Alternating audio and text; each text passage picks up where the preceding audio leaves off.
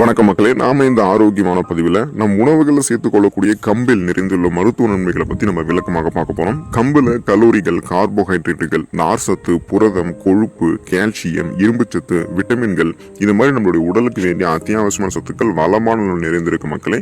நம்ம அரிசி, கோதுமை உள்ளிட்ட உணவுப் பொருட்களை அன்றாட உணவுகளை சேர்த்துக்கிறோம். அதற்கு பதிலாக பார்த்தோம்னா கோடை காலங்களில் நமக்கு சீசனலாக கிடைக்கக்கூடிய இந்த கம்பையும் நம்மளுடைய உணவுகளை சேர்த்துக்கொள்ளும் போது இந்த ஊட்டச்சத்துக்கள் மூலமாக கம்பு நமக்கு என்னென்ன அதிசய மருத்துவ நன்மைகளை கொடுக்குது அப்படின்றத பத்தி தெளிவா விளக்கமாக நம்ம இந்த வீடியோல பார்க்க போறோம். அதை பத்தி பார்க்கறதுக்கு முன்னாடி இந்த வீடியோக்கு மட்டும் ஒரு லைக் கொடுத்துட்டு இந்த தகவலை உங்களுக்கு தெரிஞ்சவங்களுக்கும் ஷேர் பண்ணிடுங்க.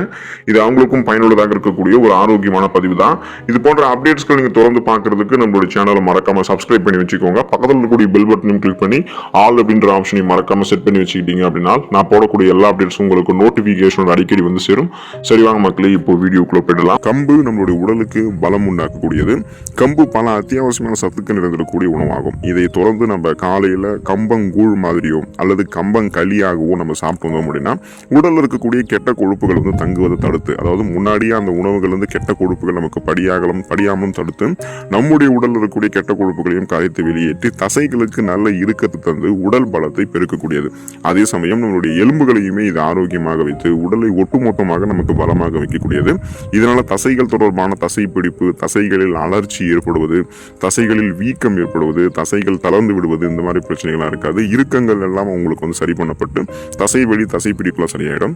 எலும்பு சார்ந்த பிரச்சனைகளான ஆஸ்டியோபோரோசிஸ், எலும்பு மெலிவு நோய், மூட்டு வலி, எலும்புருக்கி, முடக்குவாதம், எலும்பு மஜ்ஜைகள் ஏற்படக்கூடிய பிரச்சனை, மூட்டு அலர்ச்சி, இது மாதிரி எந்த பிரச்சனையுமே நமக்கு ஏற்படாது. ஒரு குறிப்பிட்ட வயசுக்கு அப்புறம் கூட நம்மளுடைய உடல் பலவீனமாகக்கூடிய வயசுல கூட பலமாக இருக்கிறதுக்கு கம்பெல்லாம் நம்மளுடைய உணவுகளை அடிக்கடி சேர்த்துக்கொள்ள வேண்டியது அவசியம். நம்ம பேலன்ஸ் தடுமாறாமல் ஸ்ட்ரென்த்தாக நம்ம இருக்கலாம்.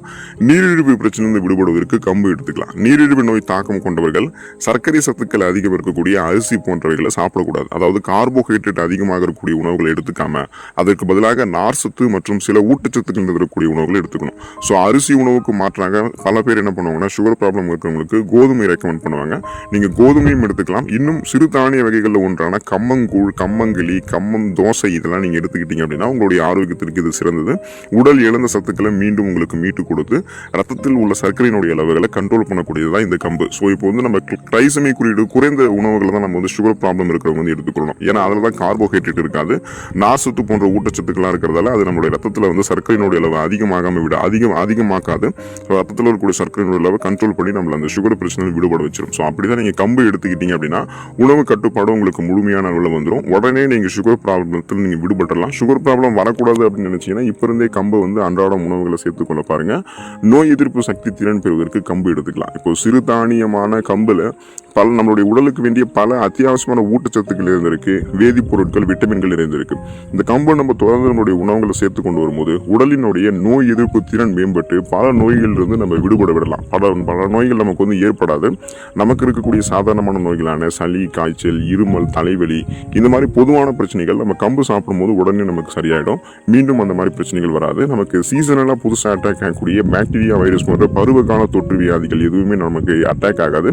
அந்த அளவுக்கு நம்மளுடைய உடலை இம்யூன் பவர் நமக்கு இன்க்ரீஸ் பண்ணி ஒட்டுமொத்த இம்யூன் சிஸ்டம், அந்த நோய் எதிர்ப்பு மண்டலத்தையே நம்ம வலுவாக வைத்துக் கொள்வதால எந்த விதமான நோயுமே நமக்கு அட்டாக் பண்ணாம நம்ம ஸ்ட்ராங்காக இருக்கலாம். அதுக்கான அந்த நோய் எதிர்ப்பு சக்தி திறனை பெறுவதற்கு தொடர்ந்து நம்ம கம்பு எடுத்துக்கொள்ள வேண்டியது அவசியம். அதனால நமக்கு ரத்த வெள்ளையணுக்களுடைய லெவல்லாம் கரெக்டான லெவல்ல இருந்து இம்யூன் பவர் நமக்கு கிடைக்கும். செரிமானம் மேம்படுவதற்கு நார் சத்து வளமான நிறைந்ததுதான் கம்பு. இப்போ நம்ம உண்ணக்கூடிய உணவுகள் அனைத்துமே எளிதில் செரிமானம் அடைய வேண்டியது ரொம்ப ரொம்ப அவசியம். அப்பதான் உணவுகள் செரிமானமாகும். செரிமானமான உணவுகளிலிருந்து ஊட்டச்சத்துக்கள் உறிஞ்சப்பட்டது போக மீதம் இருக்கக்கூடிய கழிவுகள் முறையான அளவில் வெளியேற்றப்படும். கம்புல நார் சத்து அதிகம் இருக்கிறதால இது வயிற்றுல செரிமான கோளாறுகள் மற்றும் புண்கள் கொண்டவர்கள்லாம் தொடர்ந்து எடுத்துக்கொள்ளும் போது அவங்களுக்கு வயிறு சார்ந்த பிரச்சனைகள்லாம் சரியாயிடும். இன்னும் குறிப்பாக பார்த்தோம்னா அதில் நார் சத்து நிறைந்திருக்கிறதால உணவுகள் செரிமானமாகும். செரிமானமான உணவுகளிலிருந்து ஊட்டச்சத்துக்கள் உறிஞ்சப்பட்டது போக மீதம் இருக்கக்கூடிய கழிவுகள் உடல்களிலிருந்து வெளியேற்றப்படும். எந்த விதமான செரிமானம் தொடர்பான பிரச்சனைகளும் இருக்காது. அதாவது உணவுகள் செரிக்காம போவதால் ஏற்படக்கூடிய குமட்டல், வாந்தி, மயக்கம், பித்தம், அஜீரணம் தொடர்பான பிரச்சனைகள், நெஞ்செரிச்சல் எதுவுமே இருக்காது.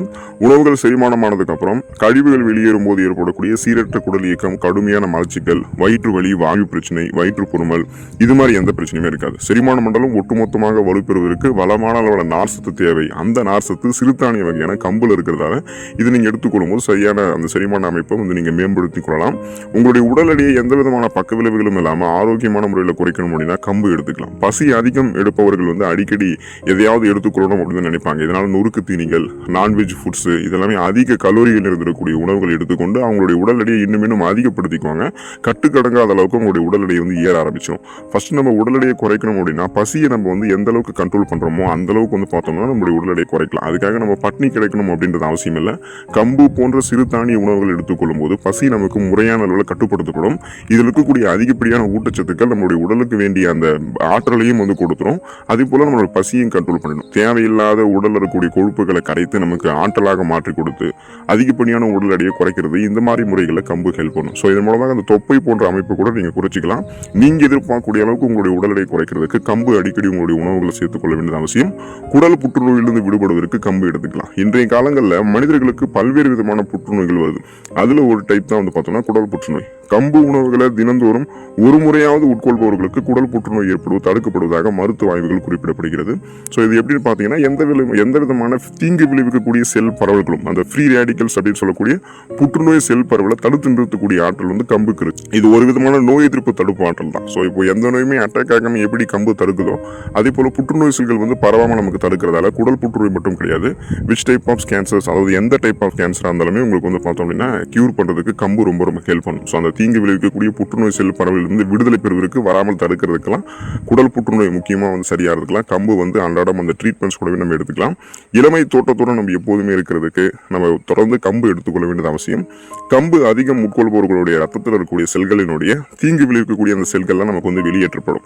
ஸோ இப்போ வந்து பார்த்தோம்னா அதனால தோல் சுருக்கம் ஏற்படுவது தடுக்கப்பட்டு தோல் பளபளப்பு இளமை தோற்றம் வந்து நமக்கு கிடைக்கும். முதுமை அடைவதை நம்ம தாமதப்படுத்திக்கலாம். ஸோ எப்படின்னு பார்த்தீங்கன்னா ரத்தங்களில் எந்த விதமான கிருமிகளும் இல்லாததால் ரத்த ஓட்டம் நமக்கு சீராக இருக்கும்போது தோள்களில் சுருக்கம் ஏற்படாது. போதுமான அளவுக்கு நீரேற்றம் நம்மளுடைய சருமத்தில் இருக்க ஆரம்பிக்கும்.